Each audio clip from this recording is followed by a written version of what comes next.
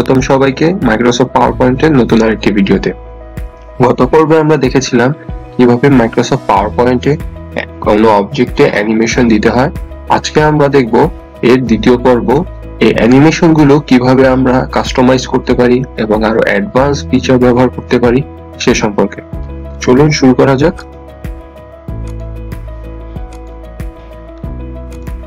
আমরা গত পর্বে এখানে আমাদের দুটি অবজেক্টে দুটি অ্যানিমেশন দিয়েছিলাম। তো এখন মনে করুন আমাদের এই অবজেক্টটি আমরা চাচ্ছি যে আমরা যখন আমাদের স্লাইড শোটা করব, আমাদের এই অবজেক্টটি আসার পরপরই আমাদের নিচের অবজেক্টটি চলে আসবে। এই অবজেক্টটি আসা শেষ হবে, সাথে সাথে তার নিচের অবজেক্টটি চলে আসবে। আমরা কোনো বাটন প্রেস করব না। তো সেক্ষেত্রে আমরা যেটা করতে পারি, আমাদের এই যে অবজেক্টটি আমরা চাচ্ছি যে এই প্রথম অবজেক্টটি চলে আসার পরপরই দ্বিতীয় অবজেক্টটি অ্যাপিয়ার করবে, সেই অবজেক্টটি আমরা ফার্স্টে সিলেক্ট করে নিব।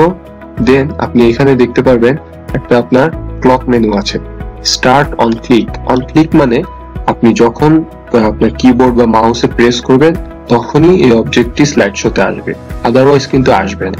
কিন্তু আমরা এখান থেকে সেটা যদি আফটার প্রিভিয়াস করে দেই, তখন হবে কি, যখন আপনার এই লোগোটি আসার পরপরই এই লোগোটি আপনার স্ক্রিনে আসার সাথে সাথেই নিচের এই লেখাটিও চলে আসবে। এটা যদি আপনি উইথ প্রিভিয়াস দেন সেক্ষেত্রে দুইটা একসাথে আসবে। তো আমরা যেহেতু এটা আমরা কি করেছি, আফটার প্রিভিয়াস করেছি। তো আপনি চলুন স্লাইড শোতে দেখা যাক। আমরা এখন অন ক্লিক দিলাম, আমাদের লোগোটি আসলো। দেখুন সাথে সাথে কিন্তু লোগোটি আসার সাথে সাথে নিচে লেখাটিও চলে আসলো। আমরা কিন্তু কিবোর্ডে কোনো প্রেস করিনি।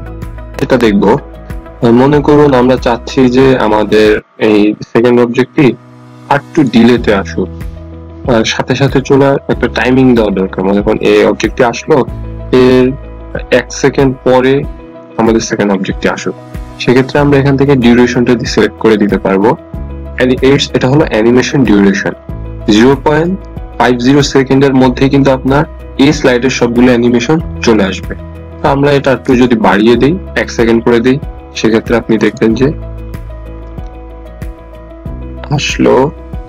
দেখুন এটা কিন্তু আগের থেকে একটু স্লো আসলো, বিকজ আমরা আমাদের অ্যানিমেশন টাইমটা বাড়িয়ে দিয়েছি। এটা যদি আপনি কমিয়ে দেন তাহলে অ্যানিমেশনটা আরো ফাস্ট কাজ করবে।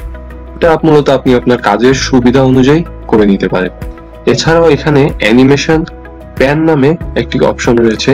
আপনি যদি সেটা ওপেন করুন তাহলে আপনি এখানে দেখতে পারবেন, এখানে আমাদের অবজেক্টগুলো picture and text box. This is picture and this is the text box.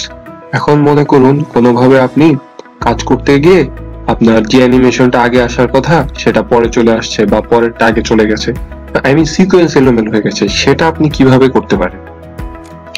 মনে করুন আমরা আমাদের চাচ্ছি যে না, আমাদের টেক্সট বক্সের অ্যানিমেশনটা আগে হবে, দেন আমাদের লোগোর অ্যানিমেশনটা হবে। সেক্ষেত্রে আমরা ফার্স্টে অ্যানিমেশন প্যান থেকে এসে আমাদের যে অ্যানিমেশনটা আগে দরকার, সিকোয়েন্স সাজানো দরকার, আমরা সেটাকে সিলেক্ট করব।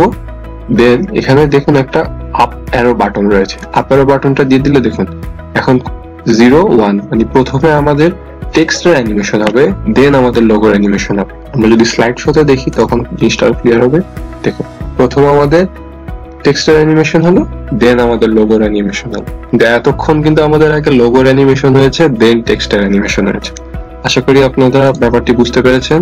তাও কোনো প্রশ্ন থাকলে কমেন্ট বক্সে জানিয়ে দিবেন, ইনশাআল্লাহ আমরা সঠিক উত্তরটি দিয়ে দিব। সবাই ভালো থাকবেন, ধন্যবাদ।